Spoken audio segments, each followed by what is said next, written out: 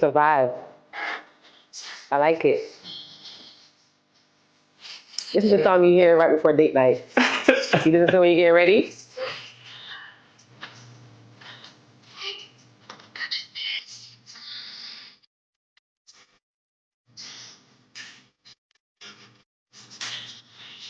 That's true, though. Someone chat so much.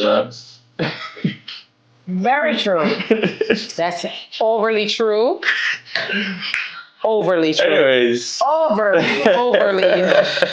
Chat so much. Anyways, people, welcome back to another episode of the Student to Life podcast, where learning and unlearning has no limits. I'm your host, Stretch, and this is my co-host, Shin. And today we have a very special guest in the building. This is going to be a great conversation, by the way. I have my friend Denyque here. Denyque is in the building. Yeah. So, Denyque, I want you to tell us a little bit about you. What do you do? All these things. Wow. Okay. So big up to everybody. Shout out to Student to Life. Thank you guys for having me. First of all, I'm gonna grow with manners, so I'm gonna have to do that part there. Denyque is a singer, songwriter, actress. Denyque is a brand. I'm a lifestyle curator. I'm a goofball. I'm a mommy. I'm one of those people that you just have to know. Like, yes. You know. I totally agree. Yeah, I can't just sum it all up into it's too much madness. I just personally feel like people like you or people like me that people see, you just see, you have a different perception of that person when you meet them. Like, wow, you're actually cool. Yeah, you're so definitely I like when I go into spaces and people don't recognize me because their first instinct is not to kind of just like freeze up and act a certain way. Right. It's just like, you know, when they recognize me after, it's like, oh shit, boy, yo, you're cool. I am. Right. And it's not like an awkward thing. Right. Yeah, it's just like a natural. Yeah. You're a real person at the end of the day. Exactly. You know? She's vibey and chill. Real chill. Because we put people on a pedestal. Yes. You know? Which I don't think that's a good thing, you know? People should just be on a nice vibe with everybody, you know? Sometimes. Okay. So, Denyque. What up? What does student to life mean to you? When you hear the word, what meaning do you have? When Stretch first told me about it, the first thing I thought was, one, it's consistently and constantly learning. It's I think that's very important. And on my growth journey, I've learned that the thing that stops people from growing is the commitment. Because I do this thing where I say, you recognize a problem, you decide you're going to fix the problem, and then you have to commit to that journey. The problem with the commitment is if you take 5 steps forward and you take 2 steps back, you give up because of the 2 steps you take back because you've forgotten that you're still 3 steps ahead. Right. So you're so focused on the 2 steps you take back. So it's commitment that really keeps people stuck. And then just talking to people and getting to know people and realizing that a lot of people are just really fine with how they are. So even if they're not fine with it, they just don't want to do the work. Right. True. You have people that are just like, yo, I'm too hard-headed. I like my own way too much. I don't want to change. And it's just like, okay. So I'm at a place in my journey, in my life where it's like, I just accept people for who they are. I don't try to change them. Right. Because at the end of the day, you can see somebody all you want if they don't see it. Oh, if they don't see it. Yeah, so being a student to life for me just means constantly and consistently learning, never ever feeling like you know everything, because you don't. Right. Definitely true. And this is what the podcast is about. Coming on, not only teaching us, but teaching our audience something. There's always something you can learn. And I think the beauty of asking this question, which is something that we kind of just started doing, is hearing the literally different answers from everybody, the different perspective. There we go. Yes. Everybody always got something different to say. Yes. But it's always a positive meaning. Yes. That's what I would say. Absolutely. So Denyque, I'm a DJ, so of course I'm gonna know who Denyque is. But for me, I knew your music before I knew the face. Don't ask me this question. I'm not. I'm gonna ask you, how long have you been doing music? Okay, thank you. You were getting this minute. So who is Denyque? I have been doing music all my life. I don't come from a musical family. I sang in church. I have cousins that sang in church, but professionally, I started doing music when I was professionally, like when I start, like actually take it serious, I was like 19. But before that, I was in a group in high school. Like a singing group? No. Okay. It was a rapper group. Ooh, and I was the only girl, and I was like the first lady. Okay. You was like Eve. I was like to Rough Riders. She was my girl. I love it. That meant everything to me. So it was the Point Blank, and that was the name of the crew. Yo, it was crazy. What school did you go to? I went to Bel Air, but they went to Manchester High. You mean Bel Air and Manuel? Yeah. I hated those two. I hated everybody that went to that school so much. Wow. Bel Air beat that. Yo, they beat us so bad in basketball. So bad.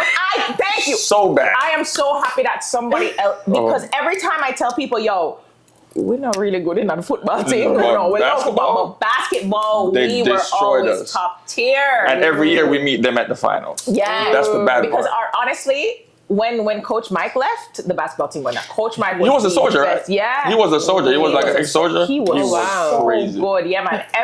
For the years that he was there, the basketball team was always on that year, point. we lost to them by 1 point. We all cried on the bus to go home. Oh, wow. What school did you go to? Denyque. What? I'm a Denyque kid. Oh, my God. Best school in Clarendon. So that's why you hate the school? I don't like them. Guess what? They're uppity kids. Like them. Like they're. No, we're not. Let me tell you why. So they like are uptown. They're uptown for country, basically. So they how it is, they all got the Bel Air basic school, the Bel Air primary, the Bel Air high school. Bel Air is giving a little bit of uptown. Basically what it is. It's giving uptown. You can't go to that school unless you're of a certain financial status. That's not true. I went to Bel Air on a scholarship. That is why you went. You just proved my point.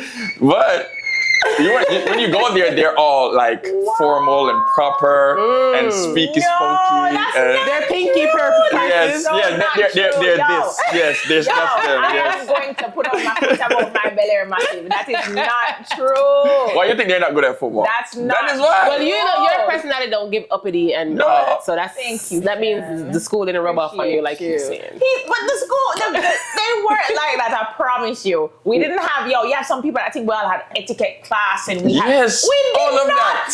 Yes, they're them that they want. You know the people like there was knife and fork eat banana and cheese. Stop it! So Jesus. No, creep. No. Red on what? Yo, there was this guy that was going there. He was like 7 foot tall in like 9th grade. Yeah. Oh, wow. Oh, God. What was his They name destroyed again? us. I don't remember him. Yeah, you know exactly what I'm talking I know. about. He was the tallest man in the school. Oh my God! I think they got recruited to the US to play ball here too. Yep. Oh, wow. Yeah, Crazy. Yeah. But those kids were like, when their parents come pick them up from school, they don't take buses like us. They get picked up in cars from school. In cars? Yes. Sila. Oh my God. We have a lap up in the bus. We have a lap up in the buses when we're going home. There's 5 boys sitting down and 5 women sitting on the lap. Mm-hmm. They don't have that. They're riding in the backseat chauffeur. Listen. No shame in my game. My mother took me to school and picked me up from school. She got the proper education. Right. Yes. See? Amen. But I love school. Thank you. Edwin Allen is still in top school, but yeah. But y'all didn't do anything in school challenge quiz, right? I was not on the team, so I know.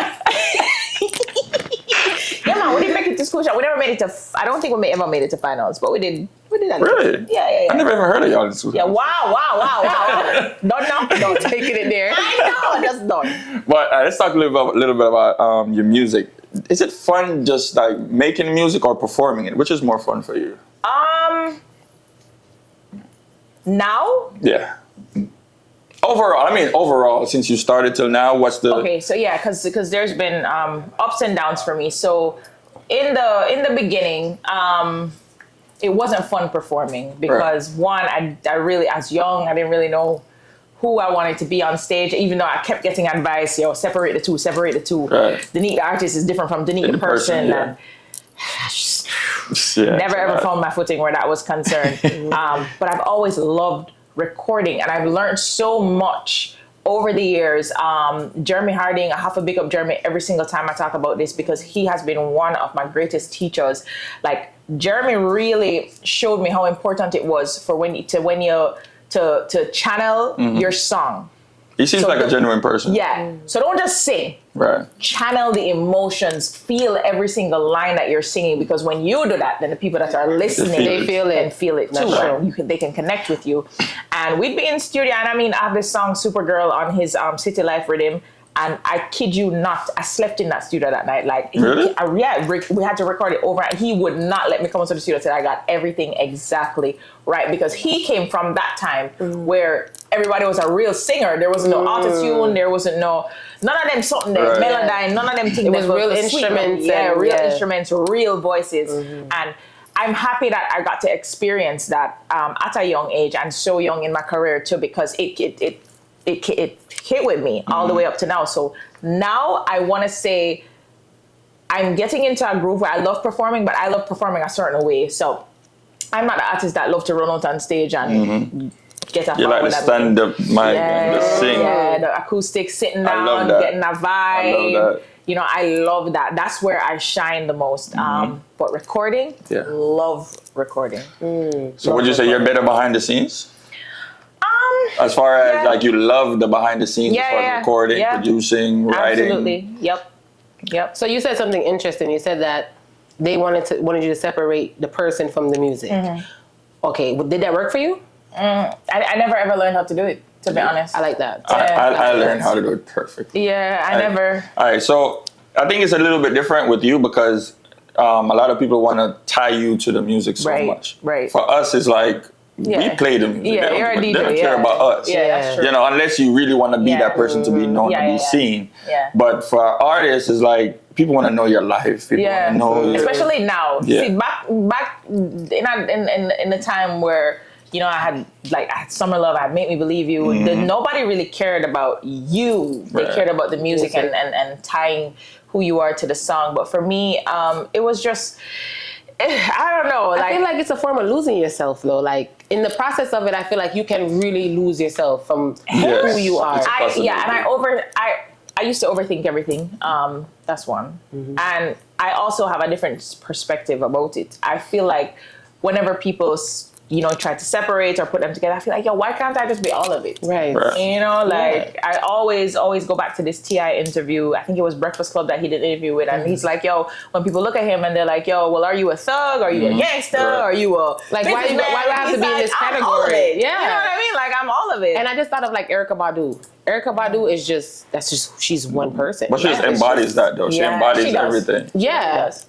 There's no separating. It's like Erykah Badu and what's her name?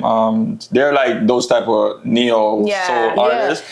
They live that. Yeah. The crystals and all those things. Even like Tanya Stephens, she's like more voice now on Instagram. And I'm like, wait, this is the same woman that's in the music. Same. Everything. But you know what? It all goes back to acceptance too, and just realizing that everybody's gonna have a different version of you in their head. They're gonna see you through different eyes. You can't ever see yourself like how everybody else sees you. Yeah. So it's like,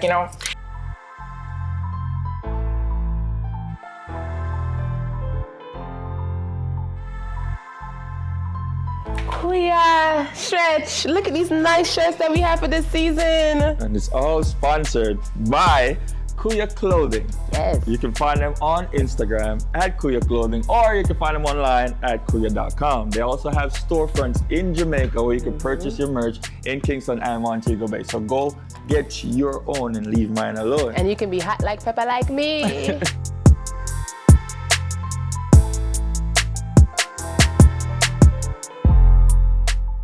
You know, it's funny because even with the whole Tyrese situation with DJ Envy, and Tyrese kept putting out all his business and stuff, now he has new music out. And I must say, though, with him letting us know everything about his life, I'm not interested in hearing his music. Ooh.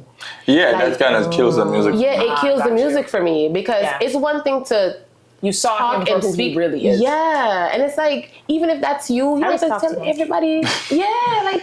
Actually, you know, the thing is with him, he's my introduction to. Is he a Cancer? He's a Capricorn. Yes. He's my motivation. I know. I love him, but I'm like, dude. I have a lot of respect for him because he's my introduction to like the motivation thing and all that. Because I was scrolling through Instagram and I caught his video talking about motivation and life and all these things, and that's how I went down a rabbit hole to find other things to talk about. He's very wise. He is very wise. Hearing him, seeing him do certain things is like, I cannot dislike him, but at the same time, I'm kind of disappointed that he's doing the things that he does. Yeah, I don't dislike him, but I do think that on his journey, he needs to understand time and place more. Yes. Yeah. Definitely. Don't come for me. Right. We love you, Tyrese. I beg you. If you ever see this. So I think like you hear a lot of stories in the industry about people trying to change who you are to you want to fit into the culture of I don't want you to fit in with other females in the culture to be like, you gotta sing this type of song. They try that with you? Oh yes. Yeah. What was your response to that? Because I don't see you as that. It was this. It was no. It's like cringing. Yeah. And then I was so like, I mean, I was naive, that's one, but I was so young and I was just so even young-minded. It's not like, I'm not like, so at 19, my 19 different from this day and age 19, okay? Oh, that's a different 19. I'd be like, wait a minute, you're what? Yeah, you know what I mean? So it's like, and because I never had the level of confidence that I have now, I knew I could sing, I always knew I could sing, but the confidence to back that, the belief in myself to back that wasn't there. So I'd be like, no, thank you. I never rapped. No, I was always a singer. Yeah. But it was like, I never had that. And then even if I tried it, because I didn't have the conviction with it, it was just like, I knew it wasn't my thing. No. So I feel like it was just one of those. That's why in 2016, after I put out Proud Wifey, I was just like, okay, I feel like I'm losing the little of myself that I know. I mean, I know who I want to be. I know the legacy I want to leave behind. I know the path I want to tread. But it's like, I need to take like 100 steps back and do some personal deep diving and get into my spirituality and just foster a deeper relationship with myself and with God. And and I promised myself that I would not come back into music until I had that covered. It's funny you say that because I was just about to ask, what was your previous career goal? Was it always music or was it something before that? Okay, so no, I'll tell you no. So first I wanted to be a chemical scientist. Oh, nice. And then interesting. Can you stop? That was not Bel Air. That was in prep school. Okay. Prep school. Wow. You're one of those too? You're one of those primary school guys? Oh my God. Public school all the way. Wow. Anyways, yes, I went to prep school. Okay, I was prep schooled. And then I was convinced that I would either be a painter, an artist, like a drawing artist, or an architect. And I was like, no, I'm going to be an architectural engineer. Ooh. Did physics, Mr. T, big up yourself. I was like, hell no. I had a 1 in physics, by the way. Big up yourself. Yeah. Gee, never did it Public to school. Sex. Big up yourself. Anyway, whatever. And then I wanted to be a lawyer. I wanted to be a prosecutor, a criminal lawyer. All because I watched A Time to Kill, which is one of the best movies ever in life. Yes, it was a good movie. I don't know if I've seen that movie. Time to Kill, so it's a good movie. Good. Matthew McConaughey defending Samuel L. Jackson in the peak of racist times. Like, this is like the 70s, 80s. Yeah. Okay. Some white guys raped his daughter. Yeah. And Matthew McConaughey decided that he was going to defend the black guy. So, the whole tone turned by. I have to go and watch that. Such a good movie. Impactful. It's been a long time. I haven't watched it in a long time. Yes. So that movie convinced me that I could be a prosecutor. Did law in Lower 6. And my law teacher, I remember him asking, what is libel? And I say, of this. Gave the definition. He's like, you're not done. I need another paragraph. I went to the office and dropped law same time. I was like, nope, not for me. You went to college? No. Well, I went to UTech, but I did end up doing hospitality and tourism at UTech. Okay. Then took a leave of absence, never went back, and I just kind of dived into I just dove into music, man. You sound so let me know. Yeah. I changed my major 10 times. What? I was gonna be a firefighter. The last time I was gonna be a firefighter, I was like, school isn't for me, bro. I'm gonna leave this shit alone. A firefighter? Yes, I was gonna be a paramedic first, and then a firefighter. I see it. I see the EMT. I do kind of see the. I see the EMT. Yeah. I was gonna be an engineer. It was I was a business major at one point. Like I was like, and then I went to school to be to do computer science, all that stuff. Yeah, I was like, you do look I don't want to do none of this. Nerd. Yep. So I basically left it all alone. Okay. I started doing personal training, and it was more fulfilling than all of that crap that it's all about they taught us. So I didn't like none of that. So I know in the industry we always hear stories, and recently I don't see a lot of people talking about this, and I wish more people talked about it. Where Queen Africa is concerned with that video. Yeah. She's the queen. Yeah, she went through a very traumatic experience, and now that song makes more sense. That song makes a lot more sense now. Which song? Daddy Don't Touch Me There. Oh, I kind of felt like that was a personal thing that happened to her. And it was. It was? Yes, she just made a video about it like 2 weeks ago. Was it? Yeah, she went live and she talked about her father actually. Oh my God, my heart. Having sex with her. But you know what? It's a topic that I feel like is not talked about because a lot. I promise you, if you take 10 Jamaican girls, and I say Jamaican just because I'm Jamaican and it's what I can agree with you. If you take 10 Jamaican girls and put them in a room and ask them, have you ever been sexually assaulted? I promise you, 9 out of those 10 girls are going to say yes. And that was crazy to me because literally almost every girl I spoke to has been abused in some way. Like that's a story about that. And that was sad. Yeah. That was very sad. Absolutely. And I think being a mom for me now, when I hear stuff like that, it just like, it hits so much deeper. Like I go into like, I see red kind of. Like I want to kill somebody. God forgive me. But it's like being a mother and I don't know what I would do. See, the thing is, especially back in Jamaica, a lot of parents have to go get the bread. They got to go to work. So you got to leave the kids with somebody. And especially if the father is providing and stuff like that, sadly, they look past it. Yeah. Kids are so innocent, though. It's just so... It's weird to me. That's just weird to me. It's a mental disease that people have when they do that. And it's terrible. So have you, what about misogyny? Misogyny being an artist? Like, there's... Because we interviewed Tiffany and she talked about a lot of that stuff where... she talked about where producers, came at her sideways or... she said she didn't have to deal with that because War 21 was like her protector. But did you have to deal with that where producers won't voice it because you won't talk to them or they talk to you inappropriately in any way?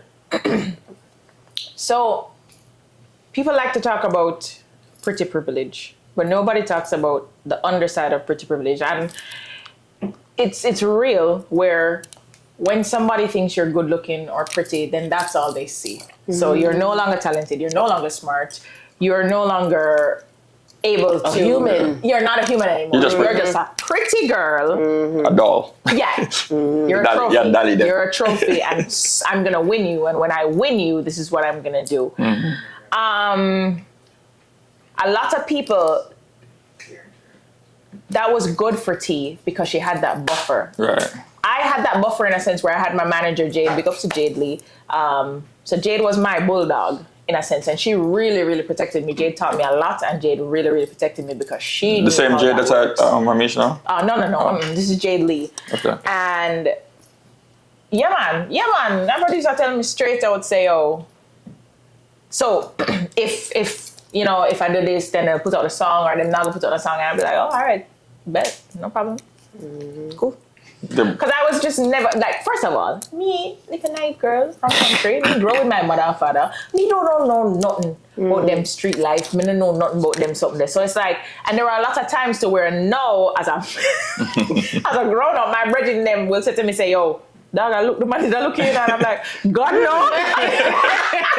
And he's like, yeah. And I'm like, so now I put it into perspective now, and it's like now I'll have like flashbacks, and I'm like, wow, for real. It's probably good that you was naive to it though, because it probably would have messed with you a little bit if you didn't really realize. Yeah, the thing is, I knew that was the case, but I never knew how deep it ran. Right. You know what I'm saying? And it was like, I don't know. I feel like maybe I had a shield up, a subconscious shield or something. I don't know. But yeah, man, we'll go through them things. Growing up where I'm from is like, I feel like a lot of guys didn't know how to be friends with women. Just be cool. They still don't. I was the... If me and you go this right now. Yeah, man. Mm-hmm. That's how it grew up. But there was always, I think, was like, y'all can't be just friends. It's not possible. Type of thing. That's when Tony Rebel did the song, was like, we're just friends. There was like a taboo song because nobody sees that happening as... And people project based on their own experiences. Exactly. I always had women around me growing up, you know. And jealous, man. And don't like that. I'm joking. Yeah, me have a jealous moment at one point. He still have it. Don't do that to me now. Don't do that to me. But I feel like that's a thing where we're never normalized. As people coexisting without anything romantic happening in between. It's men out there right now, a group of men that think men and women can't be friends. Yeah. And I think that needs to happen because I think everybody needs that femininity around them because the women in my life keep me organized. Like for her, for the podcast, she does most of this organized. Like when it comes to the questions and stuff, yeah, she does most of that stuff. Like she will do the calls, she do the contracts, the emails. That's her. Me, I'm the muscle. Like I just do the basic stuff. Like, I'm a man. I'm a manly man. So I feel like every man needs that type of organization and balance around them in their lives. You know. So I want to touch on something because you talked about your spiritual health and, you know, getting yourself together. And health was a big topic for us. Absolutely. So I want to know because I seen you in the gym on your Instagram. Yes, Gym Brat. Shout out to Rye Fitness. My dog. And big up to Mega Fitness too. Yeah. So how was handling your mental health in the industry? Like, how did you go about that?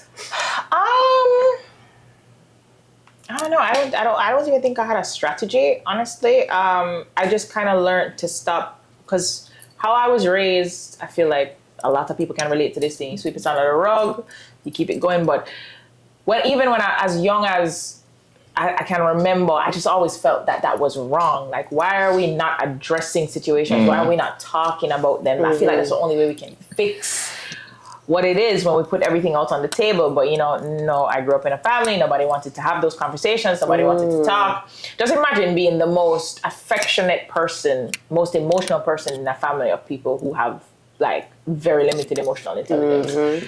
But did you develop that? Like, it's a thing because sometimes if you don't grow up seeing it, that's what you learn if you see it. But for you was just naturally that. Yeah, and how I learned was, so like how people say, I want to be like that when I grow up. I was like, no, I don't want to be like that when I grow up. So it's like I learned from those things. And it's been a journey for me, like, and just really kind of figuring out where to go, what to do. And the hugest lesson that I've learned thus far is running straight into the darkness. Because every time you run from it, it chases you a little bit faster. So, like, take it head on. Yeah, so just take it head on. So when you say that, though,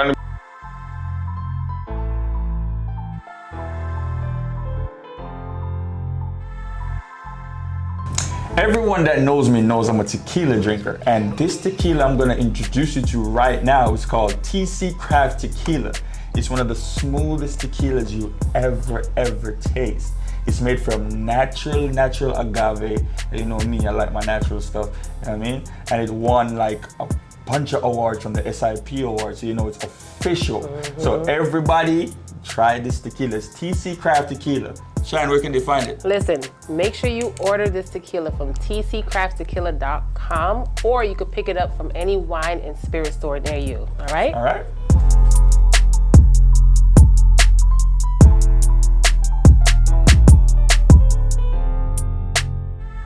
Break that down for me a little bit. Chasing in, like running into the darkness. That means like if it's awkward to do, if it's hard to do, you do it. You just so all my life I have been as equally fascinated with the ocean as I am afraid of it. Like when I say afraid, I mean tears. Deathly afraid. A phobia. It's like a phobia. Yeah.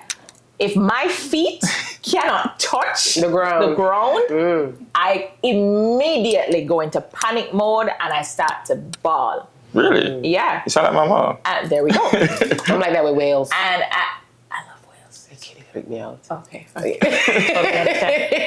And I think I was 25 or 26 for the first time. I put on a life jacket and I went into the deepest water. 26 years old. 26, yeah. I was like, yo, I have to face it because I started to develop that. Right. I was afraid of the dark because, you know, you just always feel like when you turn off the light, there's somebody coming for you. Yeah. I remember my country, so. Yeah. I understand. I used to hate that. And then for the first time, a couple of weeks ago, big up to Yachty Divers, I went scuba diving. And when I came back up, he told me that, yo, you went 30 feet. And I'm like, yeah. Wow. 30 feet. Me. Now I'm telling you, but I have so much respect for the ocean because it is the only natural element that cannot be stopped. Yeah, there is nothing to water. stop it. I would say water. And as water signs, okay, this is the only time that I'm going to take your side. Okay? We're not going to as water signs, you know. Somebody asked me the other day what I wanted to be when I come back, right? Yeah, I know. And I did say a whale because I'm afraid of them, but they're the top of. What in God? I just think the size of them, the biggest, the big ones, the blue whale, killer whales. The sperm. The blue whale is the bigger one. The one on Finding Nemo that ate them. Oh no, that was a sperm whale, but that's not the biggest one. Oh my God, the biggest one is a blue whale is the size of a Boeing 747 airplane. What? Yeah. Yes, one of those things. But I would want to come back as that, and I want it to be something in the ocean because that's the only place that I cannot really explore. But you know that the whale can only go so deep. Deep, right? Yeah, I know. But you know, if you learn to swim, that fear goes away. First of all, if you learn to swim, if you learn to swim, that fear goes away. It does not. Yes, it does. No, it does not. Okay. I mean, it's slowly going away now, but I think for the most part, for me, what it is just the respect I have for the ocean and understanding that, yo, like, I try to learn how for, with the water paddle. No, the paddle thing where they the boat pulls you and you get up on the skis. Water skiing. I can't wait. Yo, no water bad me up so bad. I was just have some focus on. All right, my G. But you know what? Ab work. I am the same way, but a lot different because I wanna do all the dangerous stuff. Me too. I wanna skydive, bungee jump. Yes. Skydive. Let's go. I did it already. Like it's a vibe. I want to do all of that. You get what I'm saying? Right. But that is just me. I want to experience. Yeah, me too. They call me Dora. Yeah. I don't want to run to the darkness, but I want to experience stuff. You know? You should though. Yeah. You should. Because when I tell people, whenever they see stuff on Instagram, like people jumping off of buildings and stuff, everybody sends that to me like, this is something you would do. I'm like, yep. And I think that every time you do something to conquer your fear, it should elevate you somewhere else in life on a regular basis. I think for me, I agree. For me, quitting my job in 2020, right before the pandemic, that was the most terrifying thing I've ever done. There we go. And if I got over that, I get over anything. Because the pandemic hit right after. Like literally, I quit my job January, pandemic hit in March. I had no income, no nothing. I was like, yep, I'm about to be a bum. But, started my juice bar, I started doing things, and, I made it through, and I'm still here. So I feel like I welcome challenges. Yeah. Mine over matter. Me too. I welcome the hard part. Really are water signs. I do that too. Yeah, I welcome. I feel like they build character. Challenges build character. It does build character. It does. It puts you at a point where it's like you're in a fight or flight situation. Yeah. And then when it's like they always say when you get past the hard part, you're stronger because of it. It's just like working out. I was just about to say that. It's just like working out. So you break down the muscles. Sometimes I want to bawl when I'm working out, like literally cry. I enjoy it so much now. That's what I'm trying to explain to you. Like, working out now is so enjoyable. It is enjoyable, but when you push yourself past the regular limit that you're used to going, you get stronger. You just want to cry, but you get stronger. Yeah, that's how you get stronger. Sometimes I'll cry. Yeah, it's the same thing with life. Okay. Yeah, it helps. Same thing with life. Everybody will. If you realize most of the most successful people always talk about how hard their lives were growing up or went through hardships. True. And they're the most successful people because of it. Because if you grow up with everything, you appreciate nothing basically because you have everything already. What do you but we now have that drive to say, I want to be better and better and better. Absolutely. Yep. Especially when you hit rock bottom and you got nowhere to go but up. You ever see like the wealthy people, they would find ways to go out in public and just be with regular people. Yeah. And you would think like it's regular people that wants to be where they are. It just shows like the balance of life is crazy because it's like there's really no destination to get to. But you gotta understand their life is not fun. Them looking outside in on us. We enjoy simple things.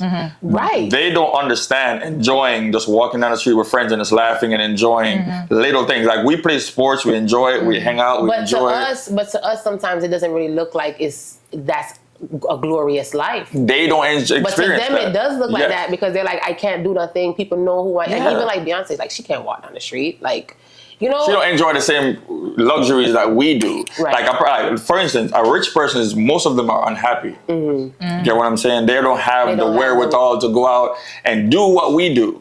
Just enjoy basic things in life. They don't have that luxury.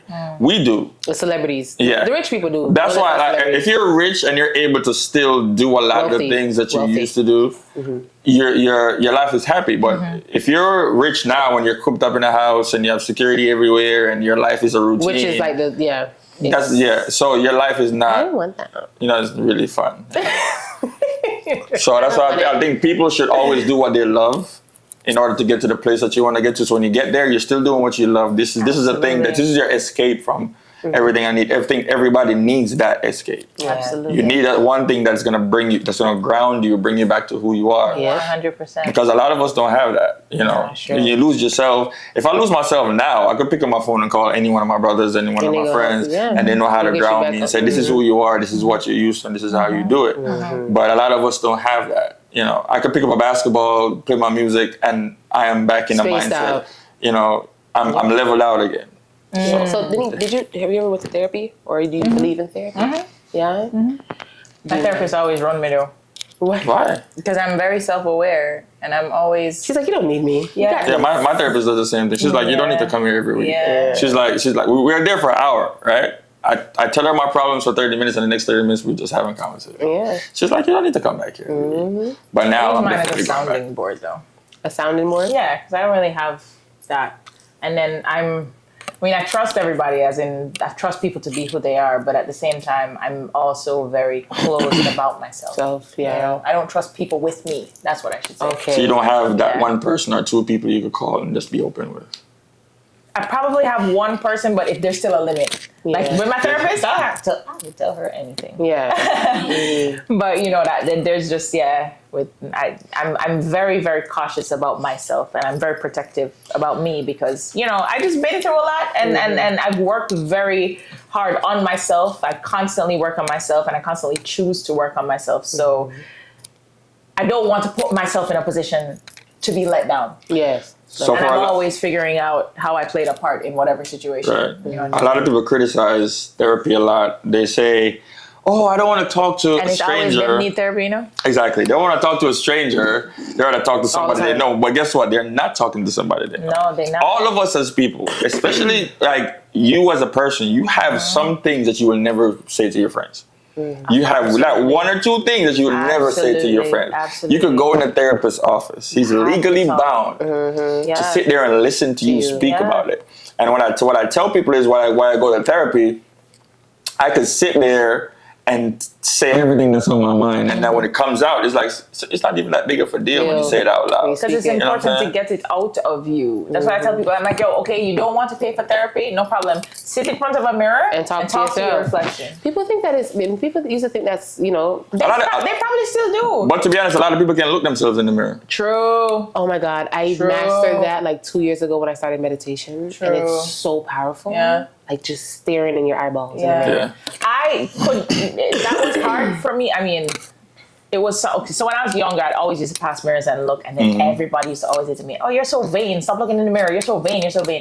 So that affected me throughout my entire childhood, throughout my entire high school years. I had very low self-esteem. It took me a while to get to the point now where I can really that's so sad. People putting their own perspective on you because they can't feel good looking at their own self. What happened is people are not used to somebody loving themselves, especially where we're from. Where we're from, right? If you as a person who actually loves yourself, like she knows. I be looking in the mirror like, hey, boy, you look good, boy. Like, yeah, that's me. Yes, that's me. And somebody will look at you and be like, you're just full of yourself. And I'm like, yes, I am. Like back in the day, I'm supposed to be full of you. Back in the day, growing up in Jamaica, that you hear that and you just downplay that. Like you cut that down to fit their expectation. And now I'm at the point now where I don't care what you think, and that's how it should be. Don't care. That's how it unless you actually have something of substance to say to me, something that can actually help me. I don't care. I really don't. I care zero. I developed that attitude from moving here. Back in Jamaica, people make you feel like you're supposed to have low self-esteem. Yeah, no, yeah, for real. You fit in. For real. You fit in when you have low self-esteem. You know what? I know it's always the gremlins. No, for real, man. Good-looking people don't do that to other people. They want you to be on their level. It's true.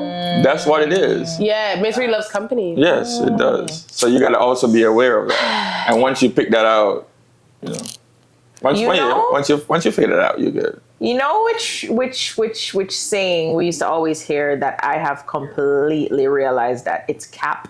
You remember when they used to say, if too much people say something, then it have to be true? Yeah. Cap. Oh, that's definitely cap. Bullshit? Yeah. Definitely. That's exactly, it is. The problem is when so much people say it, then you start to believe it. That's what it is. It's a mob mentality. Yes. So it doesn't make it true. Mm-mm. It just makes it popular. Right. That's all it is. I'm trying to think on something that I've heard a lot my whole life, and then I had a pivotal moment where I was like, wait a minute. David was lying the whole time. But I can't. It's multiple things. I just can't think of one of them right now. Yeah, the crazy thing is the other day, right? I just said somebody straight the other day in a decent way. The person said, they saw me on my phone screen. They saw my picture on my phone screen. So who was it today? Well, they said, that man, I love himself. He man on his phone screen. I said, so brother, who else am I supposed to put there? What? Or like, I'm trying to figure it out. When I asked him who else am I supposed to put there, it's like, you have no answer. Like, bro. It's like those people would say, yo, you know someone that like stretch? Why? You know someone that know my spirit just not take it. Shut up. You hit that right on there. And then if you're not strong-minded, you'll say, well, let me go see why. And you're trying to figure it out. You're trying to justify what the person is thinking. Yeah.